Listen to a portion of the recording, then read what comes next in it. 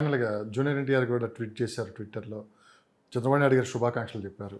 So, దాని గురించి మీరేమంటారు? రెండో పాయింట్ కొడాలి నాని, అటు వల్లభనేని వంశీ. అసలు వాళ్ళు ఇప్పుడు మీకు ఒకటి చెప్తా వినండి. నిన్నే ముందు పెళ్ళాడు ఎన్టీఆర్ గురించి మనం మాట్లాడుకుందాం. చెప్తా వినండి. నిన్నే పెళ్ళాడతా సినిమా ఉంది. దానిలో హీరోయిన్ తోటి హీరో అంటుంటాడు, "మ్మ్, మీ నా మీ నాన్నకు తెలిసి ఉంటుందా? ఆయనకంత తెలివే ఉంటే మా అమ్మతో కప్పు కాఫీ సంపాదించడం చేత కాదు మా నాన్నకి. సరే మీ అమ్మ అంటే ఆమె పూజలు వ్రతాలు నోములు ఇలా ఒక్కొక్కళ్ళు వచ్చిన తర్వాత ఇంకొకళ్ళ పేరు వచ్చేసరికి తొట్టి గ్యాంగ్ అంటాడు నాగార్జున.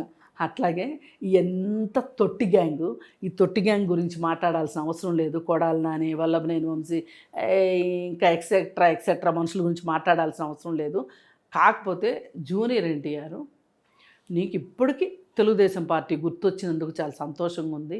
ఆ రోజున నువ్వు నీ తాత పేరు యూనివర్సిటీకి తీసేసిన రోజున నువ్వు స్పందించిన తీరే ఆ రోజే నువ్వు తెలుగుదేశం పార్టీతోటి ఆ కుటుంబంతో లేవు అని అర్థమైంది.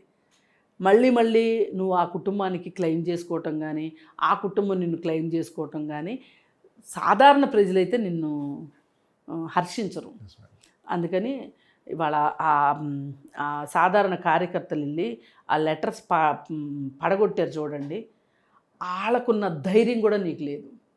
నువ్వు అసలు ఎన్టీఆర్ మనవణ్ణని నువ్వు ఎట్లా చెప్పుకుంటావు? తాత పెట్టిన పార్టీ అని గోడ మీద పిల్లిలాగా బతకటం, ఇది కూడా ఒక బతికేనా అనిపించేలాగా చేశాడు జూనియర్ ఎన్టీఆర్.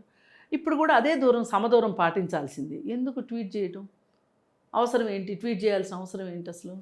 నీకు ధైర్యము ఉంటే, దమ్ము ఉంటే, నీకు సరి అయిన ఆలోచన నీ బుర్ర సరిగా పనిచేసి ఉంటే కనుక ఆ రోజు నువ్వు వైఎస్ఆర్ను ఎన్టీఆర్ ఒకటని మాట్లాడతావా? ఎవరికి వాళ్ళు లెజెండరీలని మాట్లాడతావా? అసలు ఏ పోలిక ఉంది వైఎస్ఆర్ ఎన్టీఆర్ తోటి? వైఎస్ఆర్కి పోలిక? అసలు ఎన్టీఆర్ని ఇంతలాగా మ్యానిపులేట్ చేసింది ఎవరంటారు మీరు? అంటే ఒకళ్ళు మ్యానిపులేట్ చేసేది చిన్నపిల్లాడా? చాక్లెట్లు తినే పిల్లాడా? అతనికే వెన్నుముక్క లేదు, అతనికి ఒక వ్యక్తిత్వం లేదు, అందుకు ధైర్యం లేదు కాబట్టి ఆ విధంగా సినిమాల్లో 4 ఫైట్లు చేసినంత మాత్రాన వాళ్ళు నిజ జీవితంలో అలానే ఉంటారని అనుకోవటం మన భ్రమ. అతనికి ధైర్యం లేదు, అతనికి తనదైన సొంత ఆలోచన లేదు. అందుకని అతని గురించి ఏం మాట్లాడుకున్నా వేస్ట్. పవన్ కళ్యాణ్ ఒకవేళ చూస్తే, పవన్ కళ్యాణ్ చూస్తే రాజకీయాల్లో ఆయన తీసుకున్న నిర్ణయం, ఆయన వేసిన స్టెప్ ఎట్లా అంటే అన్న ఫెయిల్ అయ్యారు, రాజకీయాలకు వచ్చి తప్పు చేశారు. ఫెయిల్ అయినా కానీ ఎవరు ఎన్ని చెప్పినా కానీ ఆయన పార్టీ పెట్టారు. 10 సంవత్సరాలు ఎన్ని అవమానాలు పడ్డారో, లాస్ట్కి ఒక 2 ఎక్కడ గెలవలేని పవన్ కళ్యాణ్ గారు అని చెప్పి రకరకాలుగా ఆయన అన్న ఏదైనా అది మొండితనం కానివ్వండి, మూర్ఖత్వం కానివ్వండి, అన్న మాట ఏదో ఒక స్టెప్ తీసుకోవాలంటే వెయిట్ చేశాడండి. రాజకీయాల్లో ఓర్పు సహనం చాలా కావాలి, సమయస్ఫూర్తి కావాలి. ఆ సమయస్ఫూర్తి అతని దగ్గర ఉంది, ఓర్పు నేర్పు ఉంది. ఎంతమంది ఎంత అవాకులు చవాకులు పేలి విమర్శించినా కానీ తట్టుకుని నిలబడ్డాడు.